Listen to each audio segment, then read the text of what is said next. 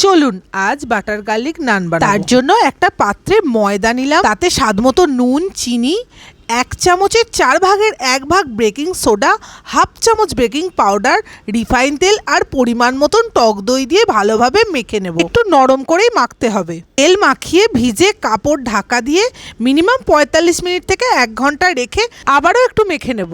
দেখতেই পাচ্ছেন কতটা সফট হয়েছে। এবার একটা করে লেচি নিয়ে বাকিটা ঢাকা দিয়ে রেখে লেচিটা ময়দা ছিটিয়ে বেলে নেব।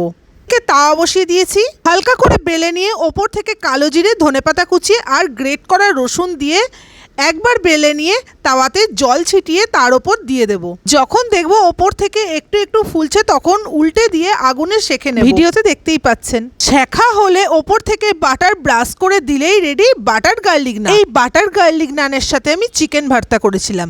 এই রেসিপি দেখতে হলে চ্যানেলটা সাবস্ক্রাইব করে বেল আইকন প্রেস করে সঙ্গে থাকবেন।